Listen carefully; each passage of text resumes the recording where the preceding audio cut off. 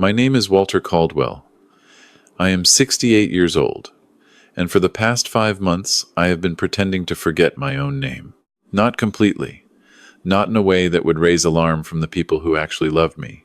Just enough to convince one particular man that the time had finally come to make his move. He made it. 3 weeks ago, at the dinner I hosted to celebrate what would have been my 45th wedding anniversary with my late wife, Caroline. 160 guests. The private dining room at Langdon Hall in Cambridge, Ontario. Candlelight. White hydrangeas. A pianist playing the same Norah Jones song Caroline and I had slow danced to at our daughter's wedding 11 years ago. And my son-in-law, sitting 4 chairs away from me, quietly tipping something into my glass of Scotch while the room was distracted by the arrival of the dessert cart. He thought I was looking at the door. I was watching his reflection in the silver serving tray on the wall behind him. Before I tell you what happened when that drink reached someone else's lips, I want to know where you're watching from tonight. Drop your city in the comments below, and please subscribe if you believe that a man who has spent 40 years in the Canadian bush building something from nothing cannot be outmaneuvered by a man who has spent his whole life taking things from other people. The room was everything Caroline would have approved of. She had always said that if you were going to do something, you did it properly, or you did not do it at all. She was a woman who ironed her tea towels and apologized to no one for it. 23 months she had been gone. Pancreatic cancer. 7 weeks from diagnosis to the last morning I held her hand in the palliative care unit at Grand River Hospital. 7 weeks was not enough time to prepare. I do not think 45 years would have been enough time to prepare, but 7 weeks was brutal. I had sold Caldwell Timber Solutions the previous spring. 41 years of work. A company I had started with a second-hand skidder, a line of credit my father co-signed, and the kind of stubbornness that gets mistaken for courage when things go well. By the time I sold it to a Vancouver-based forestry group, we had over 200 employees, contracts across 3 provinces, and a reputation that I was genuinely proud of. The sale closed at $4.3 million after taxes and fees. It was more money than I had ever expected to hold in my hands. It was also, as I would soon discover, more money than certain people in my family could stop thinking about. My son-in-law's name is Brendan. He was 44 years old. Tall, the kind of man who kept himself fit not out of discipline but out of vanity. He had this particular way of standing in a room slightly forward on the balls of his feet, like he was always about to take something. He had met my daughter Rachel at a conference in Toronto 8 years ago. He called himself a wealth manager. He wore suits that cost more than my first truck. He had the kind of easy confidence that I had once mistaken for competence.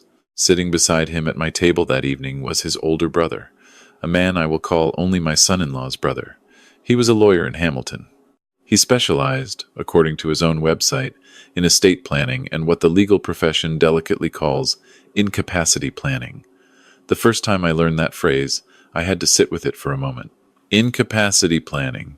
Planning for when someone becomes incapable, or in their case, planning to make someone appear incapable before that time naturally arrives. Rachel was on my son-in-law's other side. She looked thin. She had always been a solid woman, her mother's daughter, sturdy and direct, and quick to laugh. The woman sitting beside him that evening looked like someone had been slowly turning down the volume on her for years. She smiled when he smiled. She deferred to him in every sentence. When she reached for her wine, her eyes went to him first, just for a fraction of a second, checking. I recognized what that fraction of a second meant. Caroline had pointed it out to me 2 years before she got sick. "There's something not right there, Walter," she had said, watching them from across our backyard at a Canada Day barbecue. "That man is slowly making our daughter disappear." I had not wanted to see it then. I saw it clearly now. I tapped my fork against my glass and the room settled. "Thank you," I said, "for being here." Caroline would have called this excessive. She would have said we could have done this at the Legion for a fraction of the price and had a better time. There was laughter. Warm laughter. The kind you only get from people who actually knew the person you're describing. 45 years ago, a 23-year-old woman with considerably better judgment than me agreed to marry a man who showed up to their third date with sawdust in his hair and a borrowed tie. She spent the next 4 decades being right about almost everything, and I spent those same 4 decades pretending I had come up with all the good ideas myself. More laughter. Softer this time. I paused. I looked at Rachel. She was crying quietly, pressing her napkin to the corner of her eye. My son-in-law had his arm around her shoulders, but his eyes were on me. Patient, calculating. I raised my glass to Caroline, I said. To the woman who built this family. The room rose with me. I watched my son-in-law lift his glass and drink. Then I watched his eyes move deliberately to the glass in front of me. The doctored one. He wanted to see me drink it. I raised it toward my lips, tilted it just far enough to feel the cold rim, and then turned slightly as though distracted by a voice behind me. I set the glass back down without taking a drop. Across the table, he kept watching. I excused myself to greet some old friends from my days with the Ontario Forestry Association. I had been watching my son-in-law for 4 months and 3 weeks. It started the way most discoveries start, not with suspicion, but with a small, quiet feeling of wrongness that I could not immediately name. It was the week after I deposited the sale proceeds. He had called me, not Rachel, him. He said he had been thinking about my financial situation. He said the banks would offer me low-yield products because they did not have the sophistication to understand high-net-worth planning. He said he had access to investment opportunities that were generating 17% annual returns.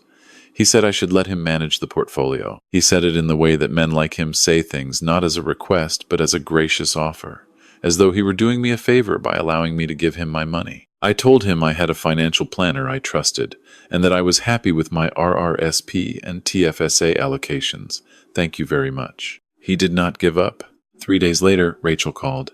She sounded strained, over-rehearsed, the way she had sounded at 11 years old, when she was trying to convince me to let her do something she already knew I would refuse. Dad, we've been worried about you. You've been alone a lot since Mom. We just think maybe Brendan could take some of the financial pressure off you. He really is very good at what he does. I told her I would think about it. Instead, I called my longtime family solicitor, a woman I had worked with since the early days of the company. I told her something felt wrong. She listened without interrupting. Then she said, "Walter, give me 2 weeks." She gave me a file in 12 days. My son-in-law had not filed a tax return in 2 years. 3 former clients had lodged complaints with the Ontario Securities Commission. 2 of those complaints described what sounded very much like fraudulent misrepresentation, promising returns that did not exist, redirecting funds, delaying statements. He was behind on his mortgage. His car was leased under a numbered company that existed for no apparent reason. And his brother, the lawyer, the estate specialist, had recently filed 4 applications for emergency guardianship orders on behalf of family members seeking control over elderly relatives' financial affairs. 4. In 2 years. I sat with that file for a long time. I thought about Caroline saying that Rachel was disappearing. I thought about what it would mean if they succeeded. And then I made a decision that a younger version of me might have been too proud to make. I decided to look exactly like what they thought I was. A tired old man, a widower rattled by grief, a father who was losing his sharpness at precisely the moment he had the most to lose. I started slowly. I began repeating stories at family dinners, the same anecdote twice in one evening, as though I had forgotten I had already told it. I misplaced my reading glasses. I mentioned, with what I hoped sounded like genuine distress, that I had forgotten a dentist appointment that I had in fact deliberately not written down. Once, when my son-in-law was visiting, I stood in my own kitchen for 30 seconds, looking at the kettle as though I could not remember what I had meant to do with it. He noticed. I could see it in the careful, controlled way his expression did not change. My solicitor, meanwhile, hired a firm to do what she called comprehensive due diligence. Security consultants came to my house under the cover of visiting tradespeople and installed cameras in my study, my living room, and the hallway outside my bedroom. We documented everything. Phone calls, emails, one meeting in a coffee shop in Burlington where the 2 brothers sat across from each other for 90 minutes, and the body language told most of the story even before we had the transcription. 11 days before the anniversary dinner, we caught what we needed. My son-in-law was in my study, the room I had told him I never used anymore, because it reminded me of the work I used to do, and he was on his phone. His brother was on the other end. "The dinner is perfect," my son-in-law said. "He'll be emotional. He's already showing signs. I'll put something in his drink during the toast. He'll start slurring, getting confused. With 160 people watching, everyone will see it happen." His own guests. A pause. "You have the application ready?" His brother's voice came through clearly. "Ready to file Monday morning. Capacity assessment is already arranged. Dr. Ashworth has agreed to provide the opinion." Another pause. Then my son-in-law. "Once we have the order, we move the funds into the management account within 48 hours, before anyone realizes what's happened." My solicitor stopped the recording. I looked at the wall for a moment. I was not surprised. I had been expecting something like this. But there is a difference between suspecting a thing and hearing it said out loud in your own home, in the room where you used to sit with your wife and read beside the fire on winter evenings. "I want him to try it," I said. She looked at me carefully. "Walter, I want him to believe he has won. I want him standing in my living room, thinking it is over, and then I want him to understand, in the most complete possible way, that it is not." She was quiet for a moment. Then she nodded. "All right, here is how we do it." The dinner proceeded. I moved through the room. I greeted guests. I let my voice waver slightly at the moments he was watching. I allowed myself to be guided gently to my seat, as though my legs were uncertain. And then, at the precise moment when the dessert cart rolled in from the kitchen, and every head in the room turned toward the noise and the smell of warm butter tarts and maple creme brulee, I watched my son-in-law reach toward my glass. 2 seconds. It took me less than 2 seconds. I had planned to swap my glass with a glass at the next table, an empty one belonging to a guest who had stepped away. But when I rounded back to my seat from behind the row of chairs, I saw that the empty glass was gone. A server had cleared it. The only available glass within reach, unattended and full, belonged to my son-in-law's brother, who had stood up briefly to speak with someone behind him. I made the decision in a single breath. I was an old man with an unsteady hand. I stumbled slightly against the back of his chair, caught myself, touched his shoulder with an apologetic murmur. In the same motion, the glasses exchanged positions. He sat back down, reached automatically for the glass nearest his right hand, and took a long drink before he had even settled into his seat. I sat down across from them. My glass, now clean, untouched, sat in front of me. I picked it up and raised it toward a couple at the far end of the table, who were looking in my direction. My son-in-law was watching me, waiting, expecting. I gave him nothing. His smile, which had been calibrated all evening, began to slip by degrees. And then his brother made a sound. It started as a cough, a sudden, reflexive cough that drew the eyes of the people nearest to him. He pressed his fist to his mouth. Then his hand went flat against the table, and he pushed with it, as though trying to stabilize the room. The color left his face so quickly, it was like watching a blind come down. He tried to stand. His chair caught on the hardwood floor and screeched back. He grabbed the edge of the table, and I watched a water glass tip and fall in slow motion, and the sound it made when it hit the floor seemed to crack the entire room open. "What's happening?" Someone near the back shouted. "Call 911. That was one of my former employees. "Someone call 911 right now." My son-in-law was on his feet. What happened to him? What happened?" His voice was 3 notes higher than it had been all evening. His brother was on the floor. Hotel staff converged. A woman near the exit identified herself as a nurse and pushed through. The piano stopped. The room that had been warm with candlelight and quiet conversation became something else entirely. I did not move from my chair. I watched, and then I looked at my son-in-law's face. He was not looking at his brother. He was looking at me. His eyes were doing the calculation, running and rerunning the sequence of events, and I could see the exact moment he understood that something had gone catastrophically wrong with his plan, and he did not yet know what or how. I held his gaze. I did not speak. I simply watched him, the way you watch a man standing on ice that has begun to make sounds. The paramedics arrived in 9 minutes. My son-in-law's brother was stabilized on the floor of Langdon Hall's private dining room, loaded onto a stretcher, and taken out through the service entrance while the guests were guided toward the lobby by staff. The white hydrangeas were crushed underfoot. The pianist had packed up and gone. I rode to Cambridge Memorial with my solicitor driving. It worked, I said. She did not respond immediately.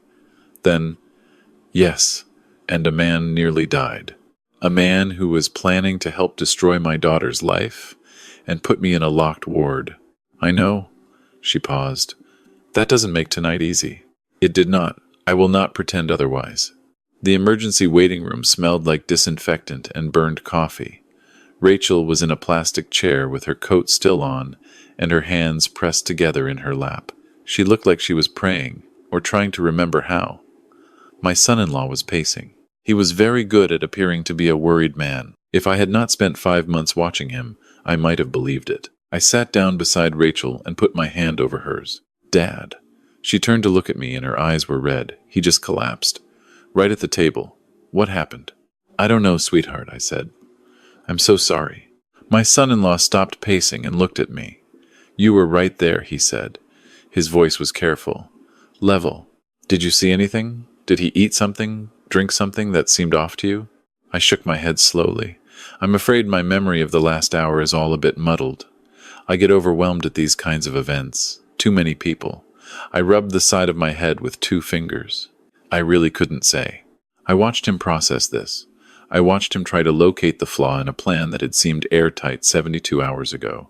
He had put the drug in my glass. He had watched me lift it. He had assumed the rest assumed it because he believed what he wanted to believe about old men at emotional events. The doctor came out. She was in her late 30s, efficient and direct in the way that emergency physicians learn to be. She looked at the 3 of us. He's stable. We administered activated charcoal and supportive treatment. He's going to need monitoring overnight. She looked at her clipboard, then back at us. His blood work came back positive for a significant concentration of clonazepam. That is a prescription sedative. In the dose present, it would cause extreme sedation, loss of coordination, and in some cases, as we saw tonight, it can trigger a seizure-like episode. This was not an accidental ingestion. She said this last sentence, without emphasis, which made it land harder than if she had shouted it. I am legally required to report this to Waterloo Regional Police. Rachel made a small sound. My son-in-law said very smoothly, Of course, we want to cooperate fully. This is a shock for all of us. 2 detectives arrived within the hour. They were thorough. They interviewed each of us separately in a consultation room that had clearly been designed for difficult conversations. 2 chairs, a small table, nothing else. When my son-in-law came out, his jaw was set and his eyes were moving quickly, the way eyes move when a man is reassessing. The detective who spoke with me was a compact woman in her 40s who asked questions the way people do when they already know most of the answers and are watching to see which direction you fill in the gaps. I told her I had not seen anything specific. I told her my memory was unreliable these days. I told her I had been having a difficult time since my wife's passing and that large events tended to overwhelm me. I told her all of this in the trembling voice of a man who was just barely managing. She studied me for a moment after I finished. There was something in her expression that I could not quite name. Then she thanked me and let me go. In the hallway, my son-in-law was waiting. You don't look well, he said. Long night, I said. He stepped slightly closer, not aggressive, just close enough that it was intentional. You should go home and rest. Rachel and I will stay with him. You don't need to be here. She's my daughter, I said mildly. I'll stay a while. He looked at me for 3 full seconds. Then he walked away. I did not go home that night. My solicitor had a room booked at a hotel in Kitchener. I sat in the chair by the window and looked at the lights of the city and thought about the 4.5 decades I had spent becoming the person I was. I thought about my first winter running logging equipment in -30 weather north of Sudbury with frozen fingers and a borrowed sleeping bag. I thought about the year the company nearly went under and Caroline sold her grandmother's jewelry without telling me, and put the money into the operating account to keep us from folding. I thought about what it meant that someone had looked at everything I had built and seen only a number worth taking. 3 days later, my son-in-law called. His voice was gentle, concerned. He said Rachel was very upset about what had happened to his brother, and that they had been speaking with a specialist, a doctor who worked with older adults navigating grief and cognitive change, and would I be willing to sit down with all of them Just a quiet family conversation at my house, nothing formal. Of course, I said. My voice was tired and slightly confused. I've been so scattered lately. Maybe it would help to talk to someone. He arrived that evening with Rachel and a man he introduced as Dr. Pemberton, a geriatric specialist from Mississauga. The man was in his 60s, silver-haired, with reading glasses on a chain and a leather bag that looked very medical. His name, my solicitor had confirmed 2 days earlier, was not Pemberton. His name was Gary Slode. He had surrendered his Ontario medical license in 2019 following an investigation into falsified cognitive assessments provided in support of guardianship applications. 3 of those applications had subsequently been overturned. I let them guide me to my own living room couch. I looked at the floor with the unfocused expression of a man who does not know why he is tired, but is very tired. "Walter," said the man calling himself Pemberton, "your family is concerned about you. They've noticed some changes over the past several months. Forgetfulness, difficulty concentrating, confusion in situations that previously would not have troubled you." He folded his hands. "These things are nothing to be ashamed of. They are very common in men of your age, particularly following a bereavement." "I feel fine most of the time," I said slowly. "I just get a bit muddled." "That's exactly what we're here to address." He reached into his leather bag and produced a folder. "Your family wants to make sure you are protected, that your affairs are being managed by people who care about you. We have some paperwork here that would allow Rachel and Brendan to provide that support in a formal capacity." Rachel was watching me with an expression I recognized. She was trying to believe that this was love. She wanted it to be love. I had seen that expression on her face for years whenever she looked at her husband, the desperate, effortful wanting it to be true. My son-in-law leaned forward. "Dad." He only called me that when he wanted something. "You've been struggling. Everyone at the dinner saw it. And now, with what happened to my brother, we don't know what occurred that night. But I think we can all agree that you shouldn't be dealing with the stress of managing millions of dollars alone at this stage of your life." There it was, the actual sentence. The thing they had been building toward for 5 months. "I don't know," I said, looking at the folder. "This all seems very fast." My son-in-law's expression shifted. It was subtle. If you had not been watching for it, you would have missed it entirely. The patience wearing thin. The calculation beneath the warmth. "Walter." His voice dropped, low enough that only I could hear. "You need to sign those papers. If you don't, I'm going to have a conversation with those detectives about what I observed at the dinner. You were the closest person to my brother's glass. Your fingerprints were on that table. Do you understand what I'm saying? An old man with memory problems who poisoned his own son-in-law's brother at a dinner party. Who do you think they will believe?" I looked at him for a long moment, and then I sat up straight. The tremor left my hands. My voice came out clear and level, the voice I had used for 40 years on job sites and in boardrooms and in every difficult conversation that had ever mattered. "That," I said, "is a very interesting question, Brendan." He froze. "Margaret," I said, loudly enough to carry to the hallway. The door to my study opened. My solicitor walked out. Beside her were 2 plainclothes officers from Waterloo Regional Police, a woman from the Ontario Securities Commission who had been building a file on my son-in-law's investment activities for 8 months, and a man from a private security firm holding a laptop showing 4 live camera feeds of my living room.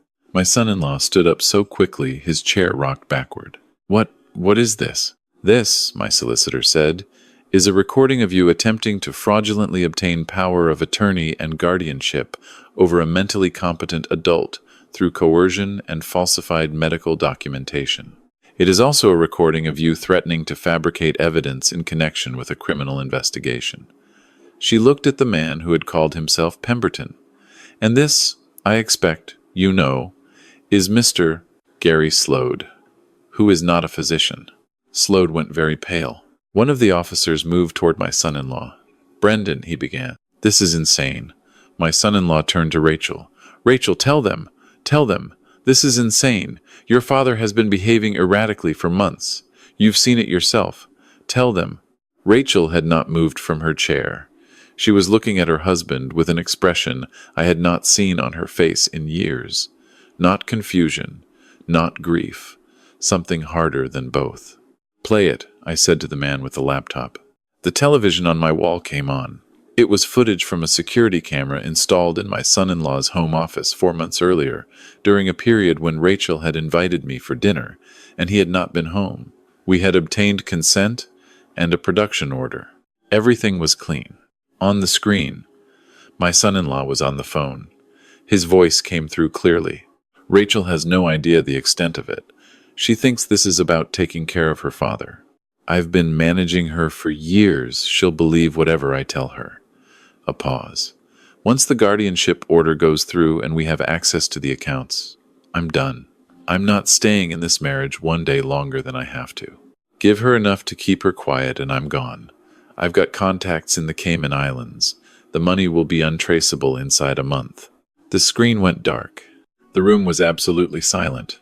Rachel made no sound. She did not cry. She sat perfectly still in her chair with her hands in her lap, and she stared at the blank television screen with an expression I cannot fully describe.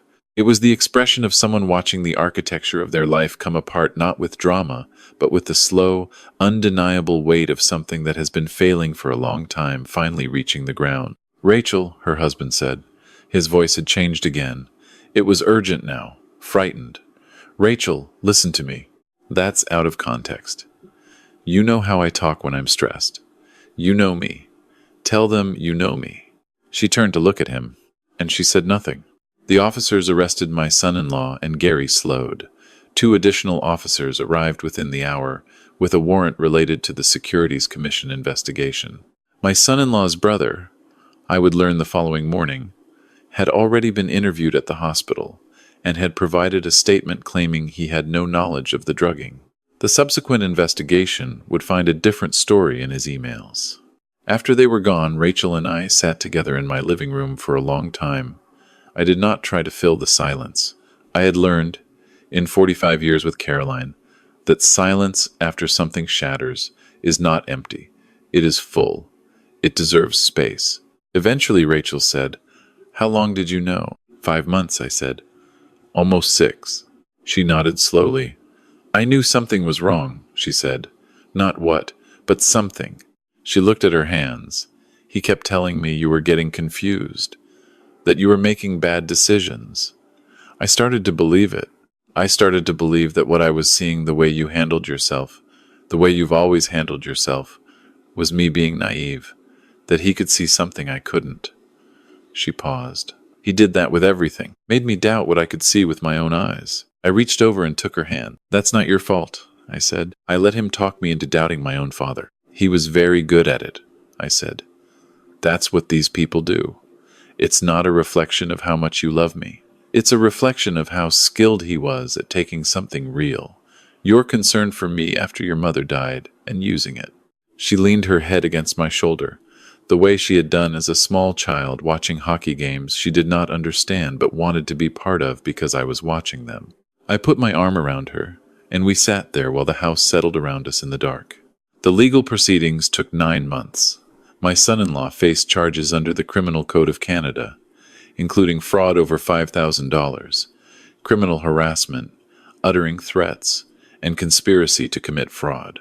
The Ontario Securities Commission filed separate civil proceedings related to his investment activities. Gary Slode pleaded guilty to fraud and professional misrepresentation in exchange for cooperation. My son-in-law's brother was convicted of conspiracy following a trial in which the email evidence proved decisive. He received a 30-month sentence. My son-in-law went to trial. He retained an expensive lawyer from Toronto and put on a performance of wronged innocence that was technically impressive. The jury was not impressed. The video was not something that could be explained away. His own voice, in his own office, saying the things that he had said, 12 years.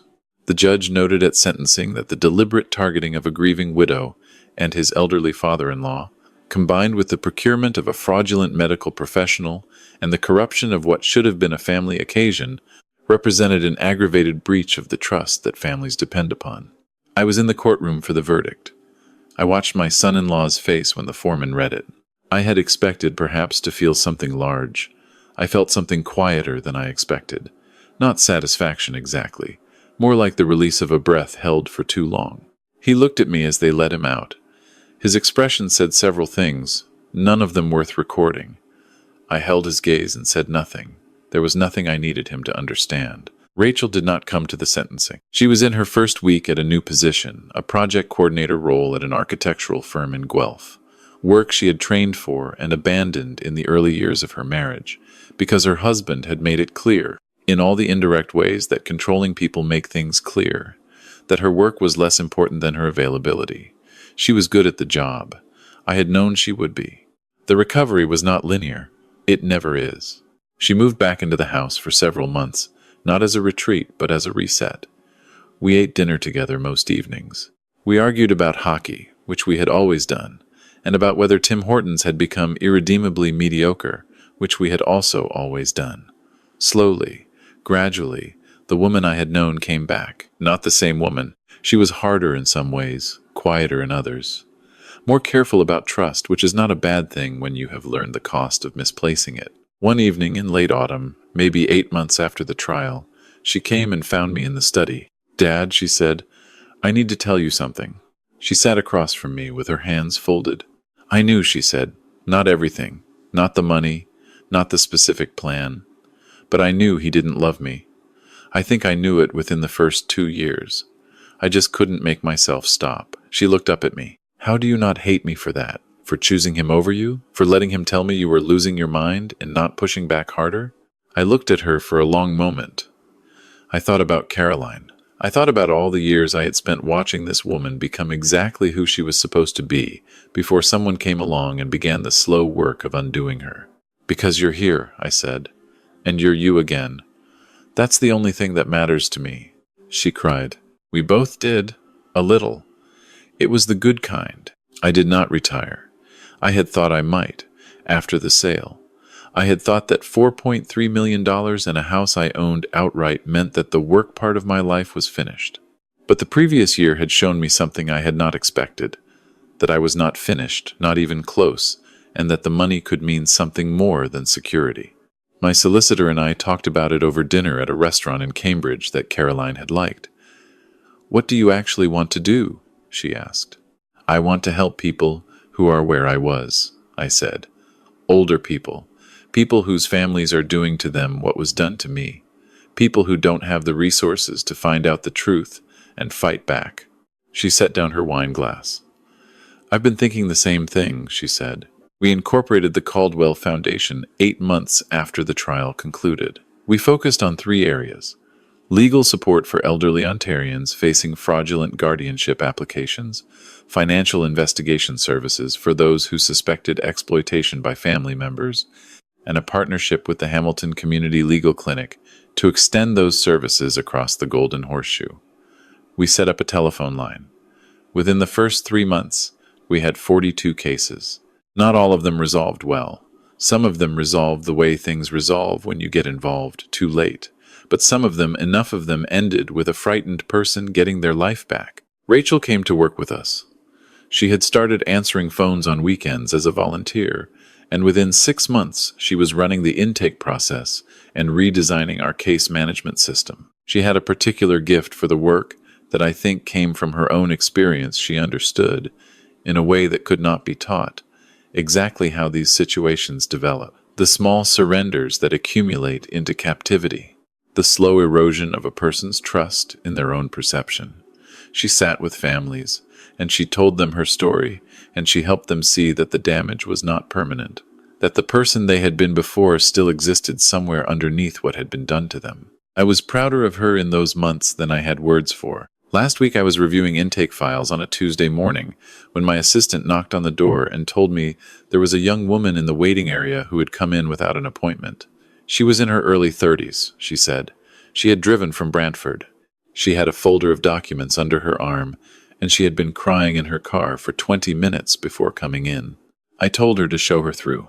She sat down across from me and she put the folder on the table between us.